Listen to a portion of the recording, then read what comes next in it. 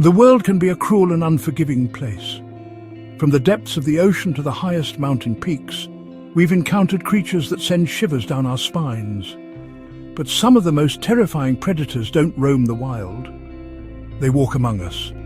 These are not creatures of myth and legend, but individuals whose crimes defy comprehension. H. Holmes, Richard Ramirez, John Wayne Gacy, Ted Bundy, Jeffrey Dahmer, their names are etched in infamy, forever linked to the unspeakable acts they committed. Join us now as we venture into the darkest corners of the human psyche.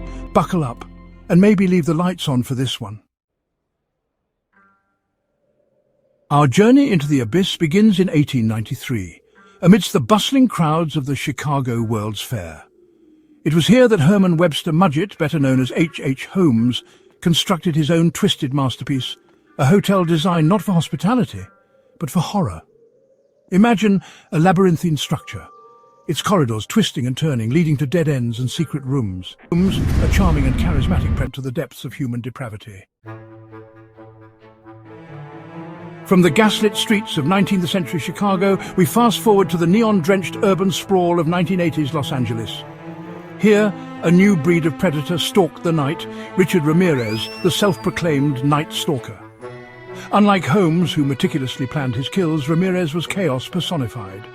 He struck at random, invading homes in the dead of night, leaving a trail of terror and bloodshed in his wake.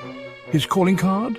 Leaving satanic symbols at the scene of his crimes, fueling a citywide panic and prompting a media frenzy.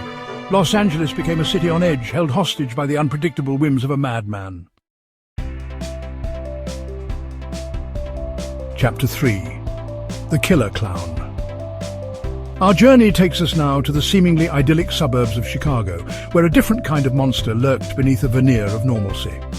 John Wayne Gacy, a man who epitomized the phrase hiding in plain sight. By day, Gacy was a pillar of the community, a successful contractor, an active volunteer, even a part-time clown who entertained at children's parties. But beneath this facade lay a horrifying secret. Gacy's home was his hunting ground, where young men met their grisly end. Chapter 4. The Charmer. Our exploration of the macabre takes us next on the trail of a killer whose charm was as potent as any weapon. Ted Bundy, a man whose handsome looks and charisma allowed him to disarm his victims, lulling them into a false sense of security before he unleashed his brutality. Bundy was a master manipulator, often feigning injury or impersonating authority figures to gain the trust of his victims, usually young women. His crimes spanned multiple states, his modus operandi evolving with each terrifying encounter. Chapter 5. The Milwaukee Monster. Our descent into the heart of darkness culminates with a killer whose depravity knew no bounds.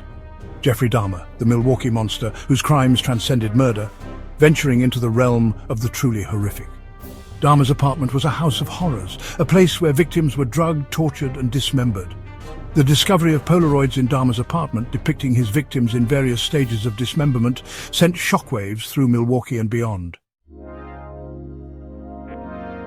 As we emerge from the depths of these horrifying stories, we are left to grapple with the unsettling knowledge that the capacity for evil resides within us all. These individuals, these monsters, serve as stark reminders of the fragility of our world, the ever-present potential for darkness to encroach upon our lives. But even in the face of such depravity, we must never surrender to fear. We must strive to understand the factors that contribute to such horrific acts, to learn from the past and to work towards a future where such horrors are relegated to the history books.